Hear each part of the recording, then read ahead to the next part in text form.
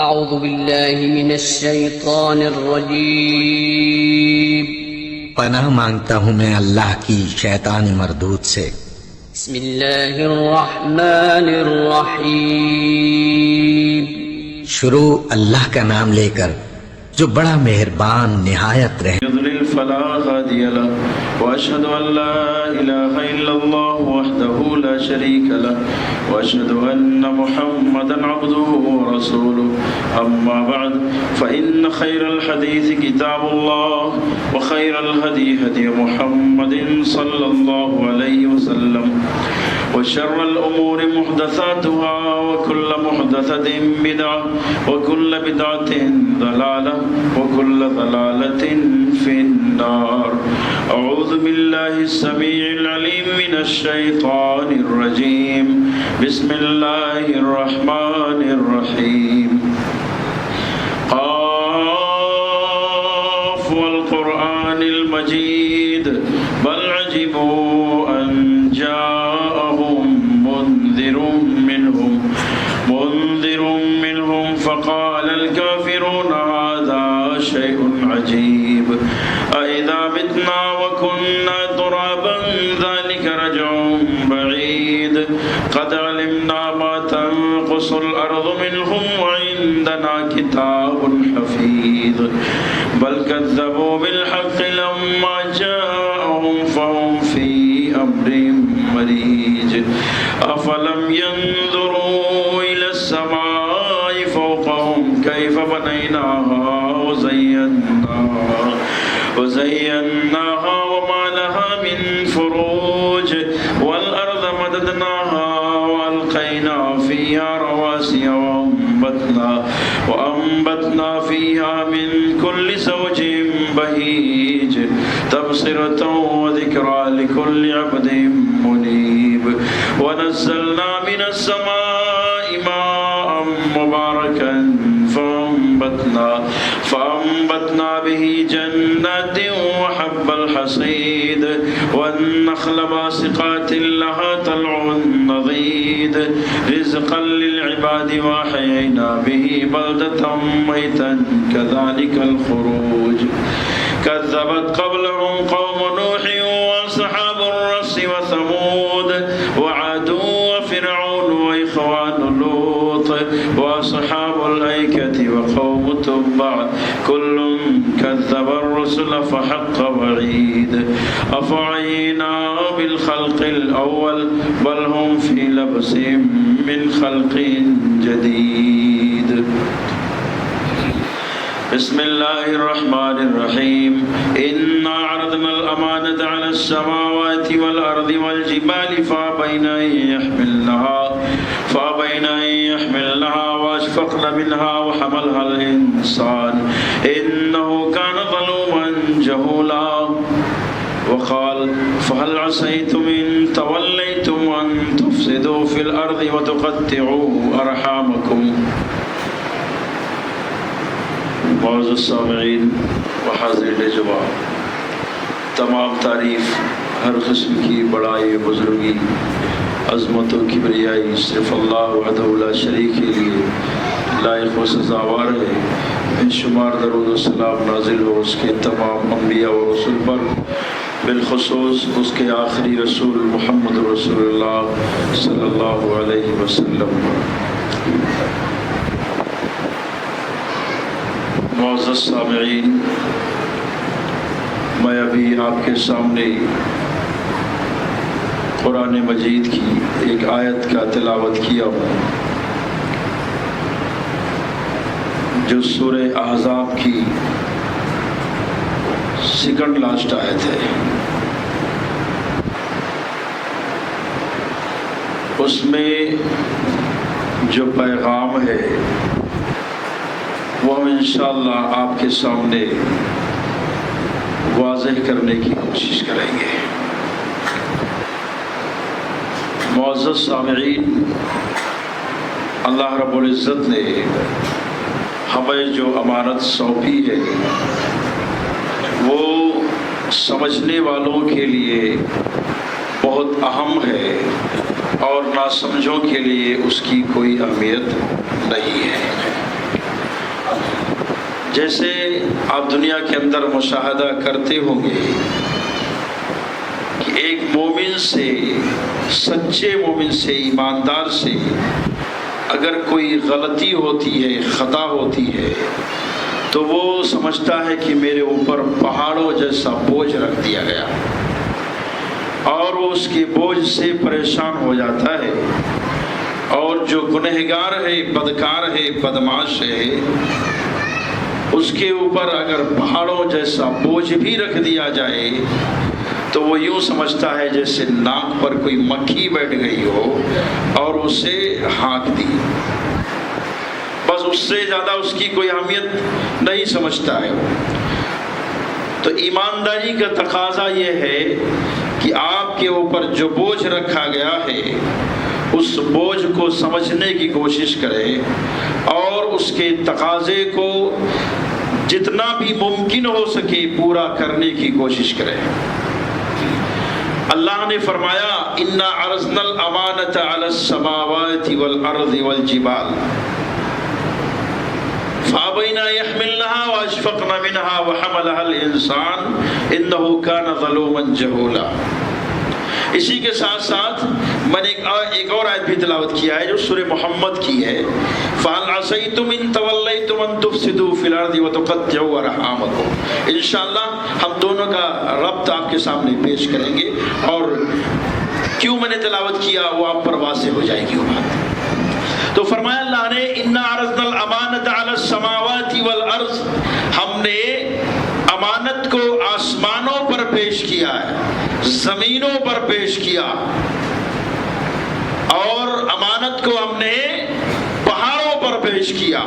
فَأَبَيْنَا يَحْمِلْنَهَا، ہر ایک نے اس بوجھ کو اٹھانے سے انکار کر دیا، وَأَشْفَقْنَ مِنْهَا، اور ہر ایک اس بوجھ کو اٹھانے سے ڈر گئے۔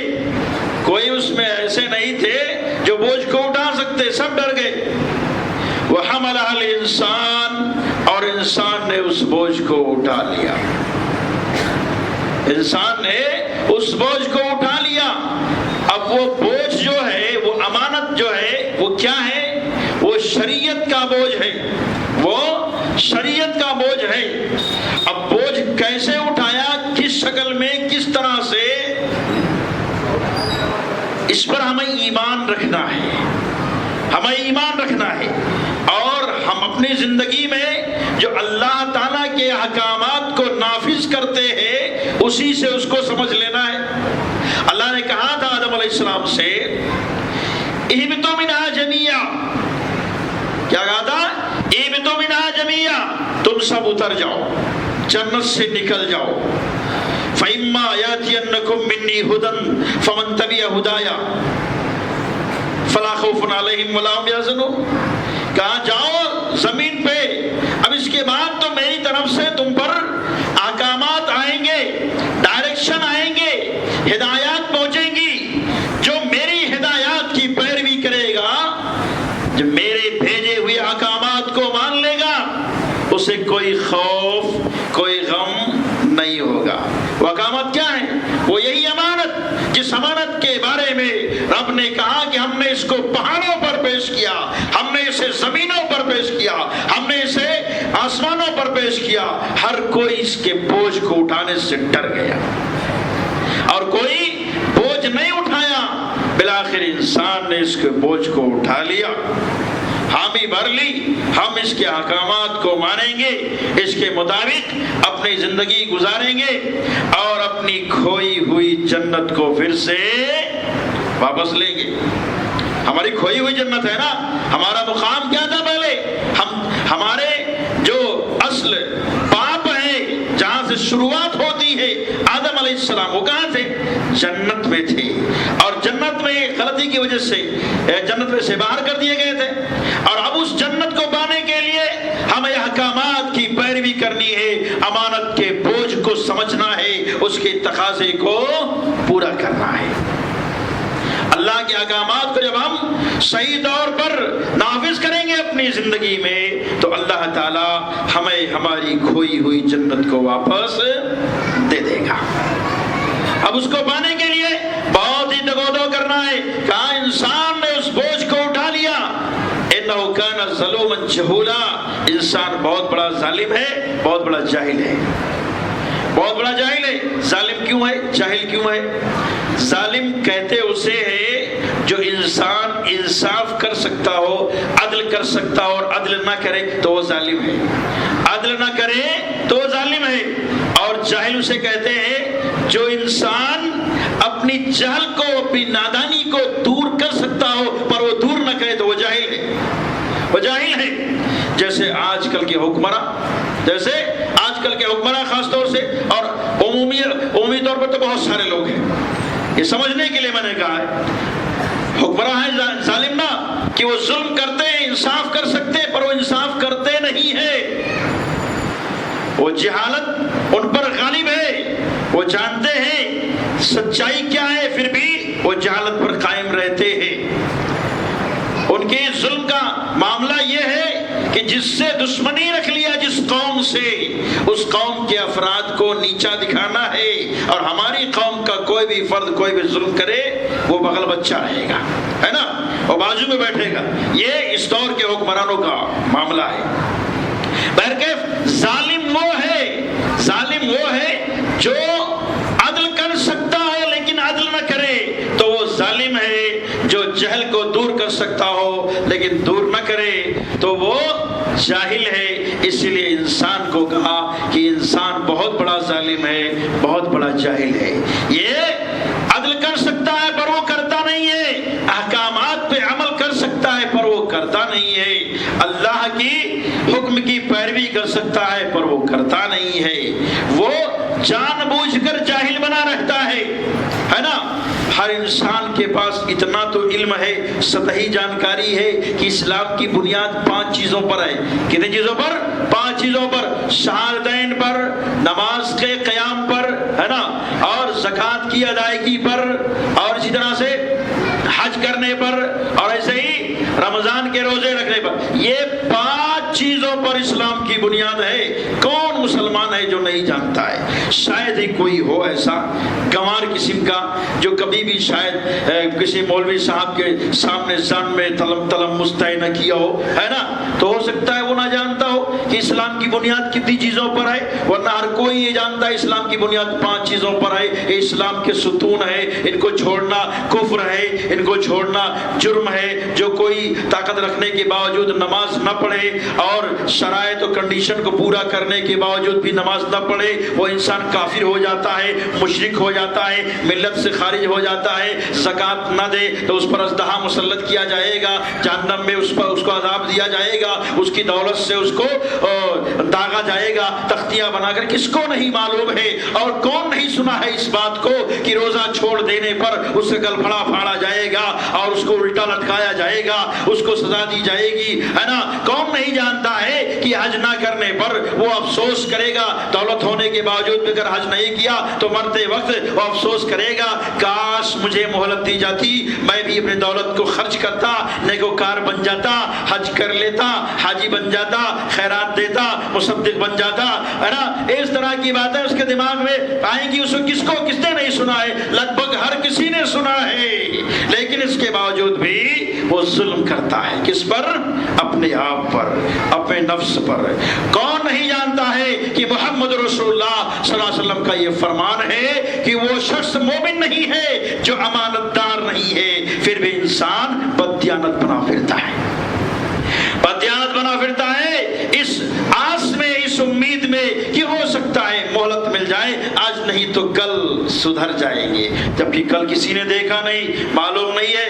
نہ جانے کتنے ایسے لوگ ہیں سوچتے رہتے ہیں اور سوچ کر کے وقت گزارتے رہتے ہیں اور وقت ان کے ہاتھ سے نکل جاتا ہے۔ تو یہ امانت کس طرح سے پیش کی گئی، اس کو آپ سمجھنا چاہتے ہیں تو ایسے سمجھ لیجئے، یہ غیب کا معاملہ ہے اور یہ پیش کیا گیا۔ کیسے پیش کیا گیا ہمیں اس سے کوئی مطلب نہیں ہے، ہمارے ایمان کا تقاضا ہے کہ ہم اسے تسلیم کر لیں، مان لیں۔ آپ نے سنا نہیں بلکہ پڑھا بھی ہوگا سورہ بقرہ کی شروعات کی آیتیں، الف لام میم ذالک الکتاب لا ریب فیہ، الف لام میم ذالک الکتاب لا ریب فیہ، اس کتاب کے منزل میں اللہ ہونے میں کوئی شبہ ہے نہیں ہے، کوئی شبہ نہیں ہے، بلا شک یہ کتاب قرآن اللہ کی طرف سے نازل کردہ کتاب ہے۔ ہدی للمتقین، یہ ہدایت ہے متقیوں کے لیے، رہنما ہے متقیوں کے لیے۔ متقی وہ ہیں الذین یؤمنون بالغیب، جو غیب پر ایمان رکھتے ہیں، غیب پر ایمان رکھتے ہیں۔ غیب تو عام طور پر وہ اچھے باتیں ہیں جو عام طور پہ ہم جانتے ہیں، اللہ پر ایمان، فرشتوں پر ایمان، رسولوں پر، یہ اچھے باتیں ضروری ہیں، ان میں سے کسی ایک کا انکار بھی کفر ہے، انسان کو اسلام سے خارج کر دیتا ہے، اس کا انکار ہے نا، اس کا انکار۔ اور اسی طرح سے بہت ساری باتیں ہیں جو غیب کی ہیں، جیسے جنت کا وجود، جہنم کا وجود۔ ہم نے دیکھا جنت کو؟ نہیں دیکھا۔ جہنم کو دیکھا؟ نہیں دیکھا، پھر بھی ایمان ہے، ایمان ہے۔ آخرت کو دیکھا؟ نہیں دیکھا، ایمان ہے۔ اسی طرح سے اس پر بھی ایمان ہے کہ قرآن مجید آسمانوں پر اتاری گئی، یہ قرآن مجید آسمانوں کو دیا گیا، پر اس کے بوجھ کو اٹھانے سے انہوں نے انکار کر دیا۔ زمینوں کو دیا گیا، پر اس کے بوجھ کو اٹھانے سے زمینوں نے انکار کر دیا، ہے نا۔ اس بوجھ کو پہاڑوں پر دیا گیا، پر پہاڑوں نے اس بوجھ کو اٹھانے سے انکار کیا۔ یہ ہمارا ایمان ہے، ہمارا عقیدہ ہے، چونکہ یہ قرآن میں ہے۔ اور یہ خبر کس نے دیا؟ یہ قرآن کی آیت کس پر اتری؟ محمد رسول اللہ صلی اللہ علیہ وسلم پر، جس کو صادق و امین کہا جاتا ہے، جس پر ہم ایمان لائے۔ ہم اس میں شبہ بالکل نہیں کر سکتے ہیں۔ آج ہم سنتے ہیں نا کہ محمد رسول اللہ صلی اللہ علیہ وسلم ایک ممبر پر کھڑے ہو کر کے خطبہ دیا کرتے تھے، ہے نا، خطبہ دیا کرتے تھے، لکڑی کا ممبر تھا۔ ایک عورت آئی اور بولی آپ صلی اللہ علیہ وسلم سے کہ ہمارے پاس ایک غلام ہے جو بڑا اچھا ممبر بناتا ہے، بڑا خوبصورت ممبر بناتا ہے، لکڑی کا بنا دے گا وہ آپ کے لیے، آپ اس پہ خطبہ دیا کریں۔ آپ صلی اللہ علیہ وسلم نے کہا ٹھیک ہے، ٹھیک ہے، بنوا دو۔ انہوں نے بنوا دیا۔ جب بنوا دیا تو آپ صلی اللہ علیہ وسلم نے اس کو سائڈ کر دیا جس پر خطبہ دیا کرتے تھے، اور نئے والے ممبر پہ خطبہ دینا شروع کیا تو پرانا ممبر رونے لگا۔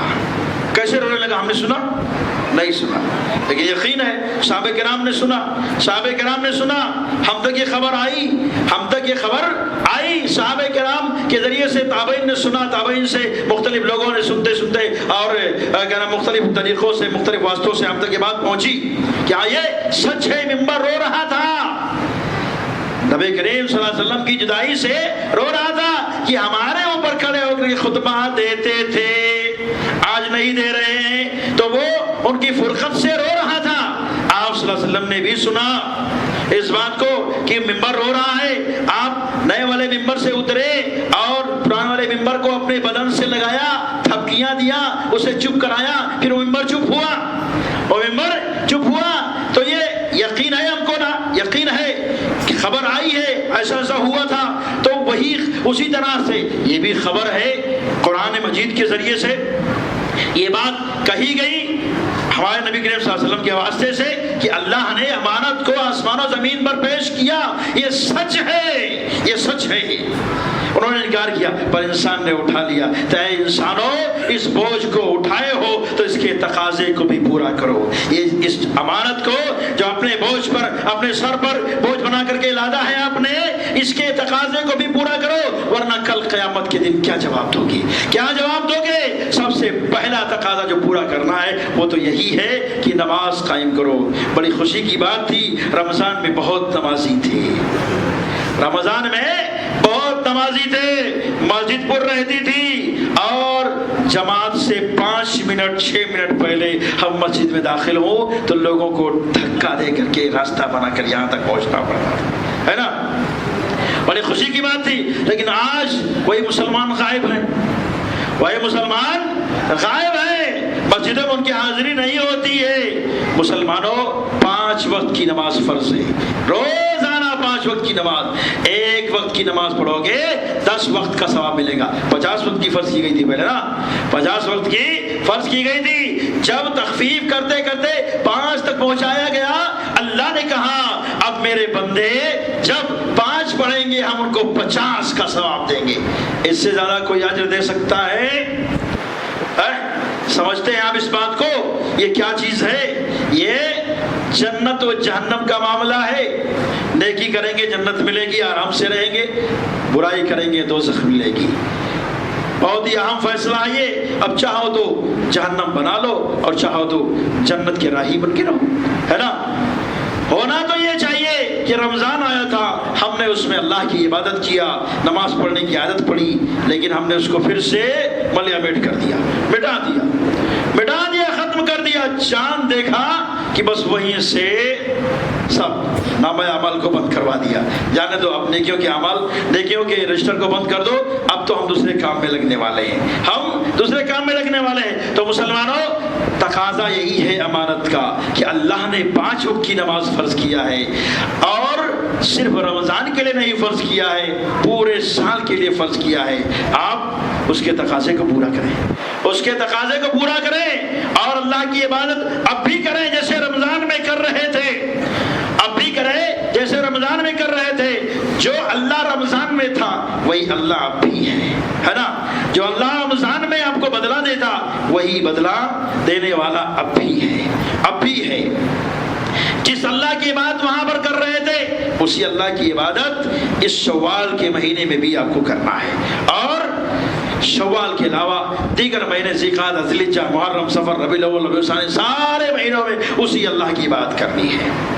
تو مسلمانوں، یہ اللہ سے ہمارا وعدہ ہے کہ ہم تیری عبادت کریں گے۔ جب ہم نے اس بات کو مان لیا کہ ہم کلمہ پڑھنے والے بن کر رہیں گے، ہم اللہ اس کے رسول پر ایمان لے آئے، تو گویا کہ ہم نے اللہ سے عبادت کا وعدہ کر لیا کہ اللہ اب تیری عبادت بھی روزانہ 5 دفعہ کریں گے۔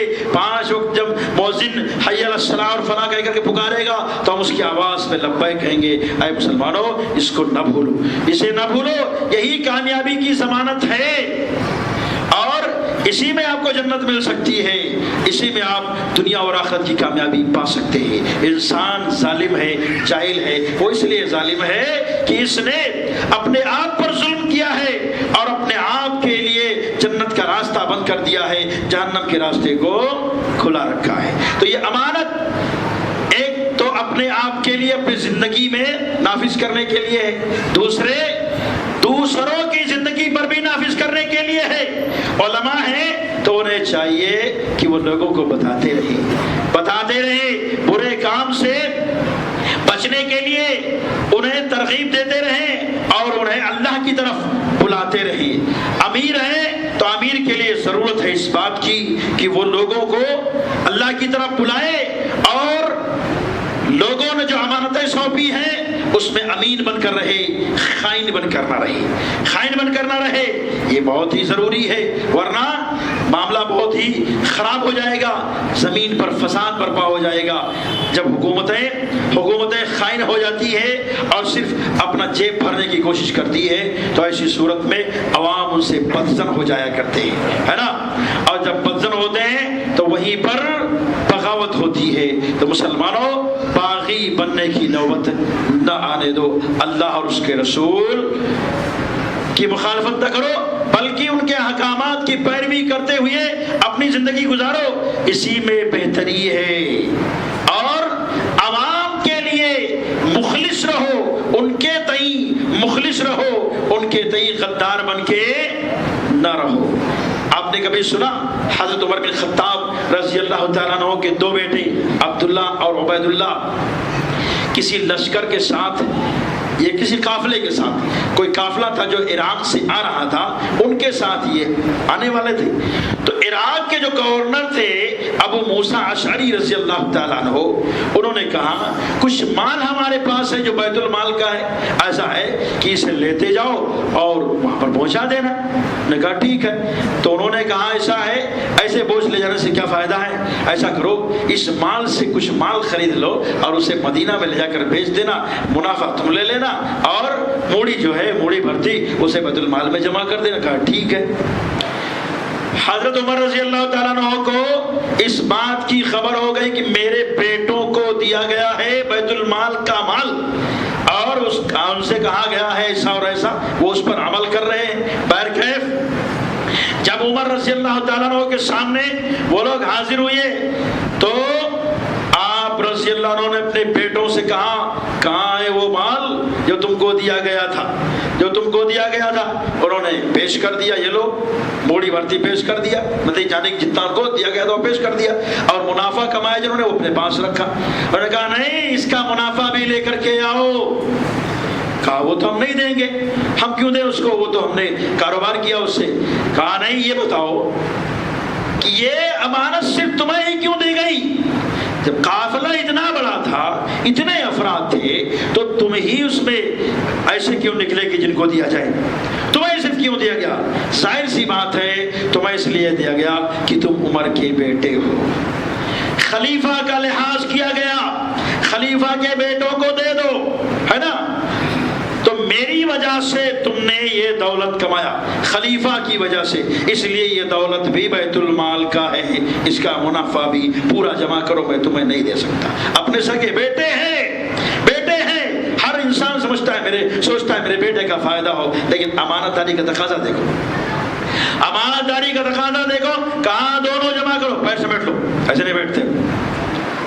امانت داری کا تقاضا دیکھو، انہوں نے کہاں دونوں جمع کرو، موڑی بھی جمع کرو اور ساتھ ساتھ منافع بھی جمع کرو۔ لیکن صحابہ کرام میں سے کچھ لوگوں نے کہا ٹھیک ہے، انہوں نے اگر یہ کام کیا اور آپ کو غلط لگ رہا ہے تو ایسا کیجئے، اس کو مزاربت کی شکل دے دیجئے، اس کو مزاربت کی شکل دے دیجئے۔ انہوں نے محنت کیا اس کے پیچھے، تو اس محنت کا کچھ تو ان کو مل جائے، وہ ایسا ہو کہ جو اصل پونجی ہے اسے بیت المال جمع کر لیں، اور جو منافع ہے اسے آدھا آدھا بانٹ لیں، آدھا بیت المال کو دے دیں اور آدھا ان دونوں کو دے دیں۔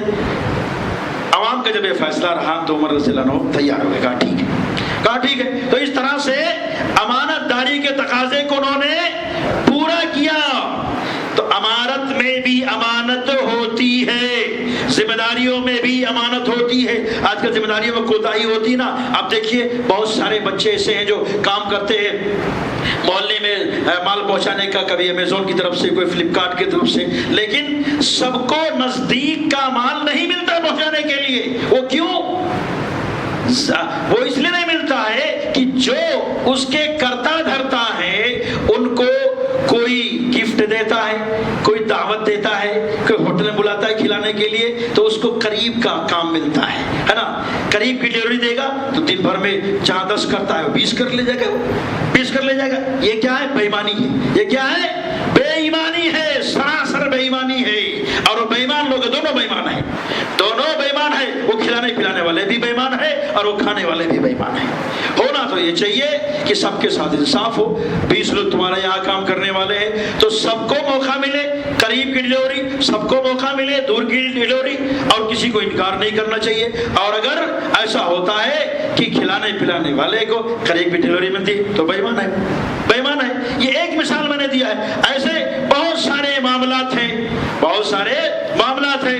آپ حکومتی اداروں میں چلے جائیں، حکومتی اداروں میں چلے جائیں، آپ کو پاسپورٹ بنانا ہے، آپ کو راشن کارڈ بنوانا ہے، آپ کو مختلف کوئی بھی کام کروانا ہے، سب کے لیے آپ کو پیسہ بھرنا ہے، جبکہ کام کرنے والوں کو وہاں پر تنخواہ دی جاتی ہے۔ یہ سب بے ایمان ہوتے ہیں، چور ہوتے ہیں، کیا ہے؟ چور ہوتے ہیں، رشوت خور ہوتے ہیں، رشوت خور ہوتے ہیں۔ یہ سب اللہ کے ہاں گرفتار ہونے والے ہیں، اور اپنے کرتوتوں کا جواب ان کو دینا پڑے گا، یہ بچیں گے نہیں۔ وہ کسی بھی حکومت کے کارندے ہوں، چاہے اسلامی حکومت کے کارندے ہوں، چاہے غیر مسلم حکومت کے کارندے ہوں، جو کوئی بھی ایسا کر رہے ہیں وہ اللہ کی گرفت سے بچنے والے نہیں ہے۔ ہر کسی کو جواب دینا ہے۔ تو امانت کا تقاضا یہ ہے کہ ایمانداری کے ساتھ معاملات طے کیے جائے، بے ایمانی کے ساتھ نہیں۔ یہ غالباً جریر بن عبداللہ بجلی رضی اللہ عنہ فرماتے ہیں، بایعت رسول اللہ صلی اللہ علیہ وسلم علی اقام الصلاۃ و ایتاء الزکاۃ والنصح لکل مسلم، والنصح لکل مسلم۔ فرماتے ہیں کہ میں نے رسول اللہ صلی اللہ علیہ وسلم سے نماز کے قائم کرنے پر بیعت کیا، اور اسی طرح سے زکوٰۃ کی ادائیگی پر میں نے بیعت کیا، اور ایسے ہی ہر مسلمان کے لیے خیر خواہی پر بیعت کیا، ہر مسلمان کے لیے خیر خواہی پر بیعت کیا۔ نماز کا تعلق اپنے سے، زکوٰۃ کا تعلق خاص طور سے اپنے سے اور دوسروں سے بھی، ہے نا۔ نماز نہیں پڑھتے اپنا نقصان کرتے ہیں، زکوٰۃ نہیں دیتے ہیں تو اپنے اعمال کو برباد کرتے ہیں، اور دوسروں کو فقر و فاقہ میں رہنے پر مجبور کرتے ہیں۔ یعنی یہ زکوٰۃ نہ دینا یہ صرف آپ کا نقصان نہیں ہے، آپ قومی نقصان کر رہے ہیں، قومی نقصان کر رہے ہیں۔ اور آگے کہا وَالنُّصْحِ لِكُلِّ مُسْلِمٍ، ہر مسلمان کے لیے خیر خواہی. یہ زکوٰۃ کی بات آئی تو ایک بات میں اور بتا دوں آپ کو. بہت سارے لوگوں کے ذہنوں میں یہ بات کلبلاتی ہے نا, دماغ کا کیڑا بنا ہوا ہے کہ زکوٰۃ جو لیتے ہیں وہ قوم کے ایسے افراد ہیں جو رذیل ہیں, گھٹیا لوگ ہیں. اور اسی مسجد میں بہت سارے ایسے لوگ ہیں جو بولتے ہیں, کبھی پانی گھٹ جائے تو ان کے زبان سے یہ الفاظ نکلتے ہیں, ارے زکاتیوں کے لیے پورا پڑے گا تب نہ ہم کو پانی ملے گا.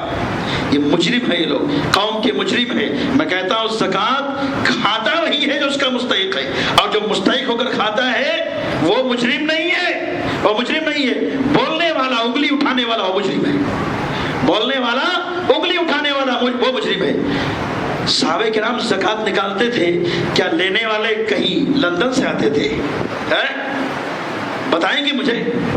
اگر لینے والے بھی تو صحابہ کرام ہی تھے, ان کے جوتوں کی دھول بھی نہیں ہو تم, اور اس طرح کے الفاظ اپنی زبان سے نکالتے ہو اور یہ کہتے ہو ان زکاتیوں سے بچے گا تو ہم کو پانی ملے گا.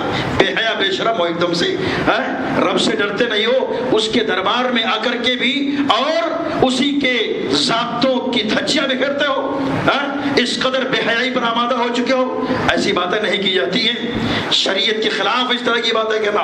اگر زکات دے کر کے تم اچھے ہو تو زکات لینے والا لے کر کے بھی تمہیں اچھا ہونے کا ایک موقع دے رہا ہے اور اپنی ضرورت کو پوری کر رہا ہے نا. آپ صلی اللہ علیہ وسلم نے فرمایا تھا نا, عدی رضی اللہ عنہ سے 3 باتیں پیش کی تھی اور تینوں پر انہوں نے تعجب کا اظہار کیا تھا. وہ تیسری بات جو تھی وہ یہی تھی نا, اے عدی وہ وقت بھی آئے گا اگر تم رہے دیکھو گے کہ لوگ سونے اور چاندی کو اپنے اجورے میں, اپنی مٹھیوں میں لے کر کے چلیں گے, اچھالیں گے, آواز دیں گے, کوئی ہے جو اس سے لے لے, کوئی ہے جو اس سے لے لے. وہ لینے والا نہیں ملے گا, لینے والا نہیں ملے گا. وہ دور آئے گا. 2 باتیں تو پوری ہو چکی ہیں کہ امن و امان قائم ہوا, وہاں پر کسرا کے کنگن لائے گئے مدینہ میں, یہ 2 باتیں پوری ہو گئی. جبکہ انہوں نے اس پر بھی تعجب کا اظہار کیا تھا. انہوں نے کہا لوگوں سن لو, اگر تم زندہ رہے تو اس کو بھی دیکھ لو گے, اسے بھی دیکھ لو گے. اور وہ دور آئے گا کہ لوگ سونے چاندی لے کر کے پھریں گے, کوئی لے لے اسے زکات کے طور پر, لینے والا نہیں ہوگا. رب کا شکر کرو, احسان کرو کہ ابھی لینے والے موجود ہیں, ہے نا, لینے والے موجود ہیں. تو مذاق نہ اڑاؤ زکات کھانے والوں کا, وہ ضرورت پر ہی لے رہے ورنہ نہیں لیتے. اب اس بحث میں نہیں جانا ہے کس کے لیے زکات جائز ہے کس کے ناجائز ہے, کون اس کے مستحقین ہے, ایک الگ موضوع ہے اپنا. لیکن یہ بتانا مقصود ہے کہ ایسے لوگوں کا مذاق نہ اڑایا جائے. تو آپ صلی اللہ علیہ وسلم کے بارے میں فرماتے ہیں جریر رضی اللہ عنہ کہ میں نے آپ صلی اللہ علیہ وسلم سے یہ بیعت کیا, کس پر؟ نماز کے قیام پر, اور اسی طرح سے زکات کی ادائیگی پر, اور ایسے ہی ہر مسلمان کی خیر خواہی کے لیے, ہر مسلمان کی خیر خواہی کے لیے. آج ہمارا معاملہ کیا ہے, ہم ہر مسلمان کی خیر خواہی چاہتے ہیں. ہم اپنے آپ کا محاسبہ کر لیں. یہ یاد رکھیے, آپ ذہن میں بات رکھیے, ہر انسان اگر اپنے آپ کو سدھار لے تو معاشرہ سدھر جائے گا. ہر انسان اپنے آپ کو سدھار لے. لوگ کہتے نا معاشرہ خراب ہے, معاشرے کو سدھارو. معاشرے کے افراد ہم ہی ہیں, اور ہم اپنے آپ کو سدھاریں تو یقیناً معاشرہ بھی سدھر جائے گا, معاشرہ بھی سدھر جائے گا. اگر ہم اپنے آپ کو نہ سدھاریں گے تو ہم ہی تو معاشرے کا حصہ ہے, معاشرہ کہاں سے سدھرے گا؟ ہم چور رہیں, ہم بے ایمان رہیں, ہم خائن رہیں, ہم امانتیں ادا نہ کریں تو ہم ہی تو اس کے حصہ ہیں معاشرہ کے. ہمارا نام آئے گا نا کہ ہم بے ایمان ہیں, ہم خائن ہیں, ہم خائن ہیں.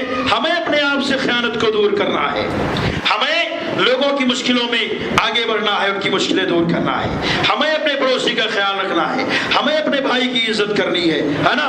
یہ ساری باتیں ہم اپنے آپ پر نافذ کر لے, ہر کوئی اپنے آپ پر نافذ کر لے تو معاشرہ درست ہو جائے. یہی مطلب ہے وَالنُّصْحِ لِكُلِّ مُسْلِمٍ, ہر مسلمان کے لیے خیر خواہی کا مفہوم یہی ہے. پڑوسی بھوکا ہے, بھوکا نہ رہنے دو. بھائی کی تنگی پر خوشی نہ بناؤ بلکہ اس کی تنگی کو دور کرنے کی کوشش کرو. یہی تو ہے خیر خواہی. خیر خواہی اسی کا نام ہے. آپ کے بھائی کا پریوار بڑا ہے, آپ کے پریوار چھوٹا ہے, آپ زیادہ کماتے ہو یا وہ کم کماتا ہے, تو آپ اس پر مذاق نہ اڑاؤ, بلکہ اس کی مشکلیں دور کرنے کی کوشش کرو. مشکلیں دور کرنے کی کوشش کرو, تب سچے مومن ہو گئے. مذاق اڑا کر کے سچے مومن نہیں ہوگے, اس پر تو گرفت ہوگی. یہی خیانت ہے, اسی کا نام خیانت ہے.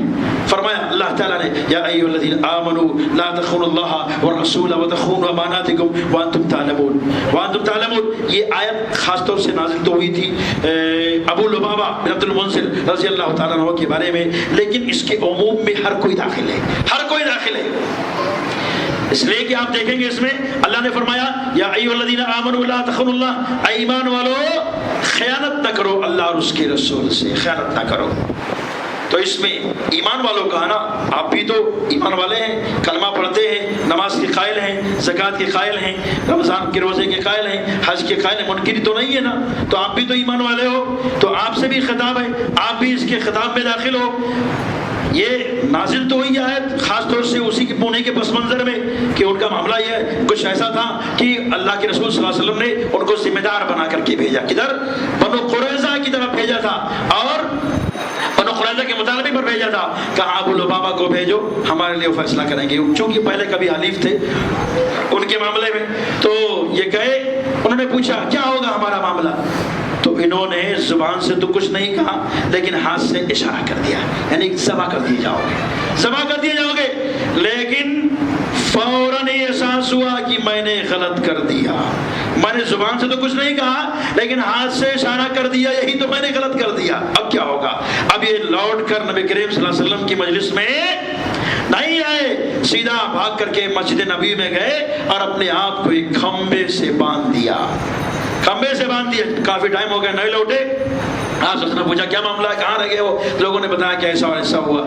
ان کو واپس تو آنا چاہیے تھا, میرے پاس آتے میں ان کے مغفرت کی دعا کرتا, غلطی کا احساس ہو گیا تھا, کیا ضرورت تھی اپنے آپ کو باندھنے کی, اور اب تو بہرحال اللہ ہی فیصلہ کرے گا.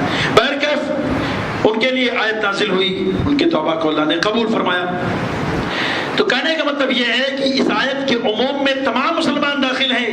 خیانت نہ کرو رب کے ساتھ, خیانت نہ کرو رسول کے ساتھ. جو ذمہ داریاں دی جاتی ہیں ان ذمہ داریوں کو ویسے ہی پوری کرو, ہے نا, ان ذمہ داریوں کو پوری کرو. اور جہاں پر ذمہ داریوں سے خلاصی کی بات آتی ہے خاموشی سے پیچھے ہٹ جاؤ, اب میرا ٹائم ختم ہوا, ہے نا, ٹائم ختم ہوا, ٹائم سے آگے بھاگو گے, یہ بھی خیانت ہے, یہ بھی خیانت ہے.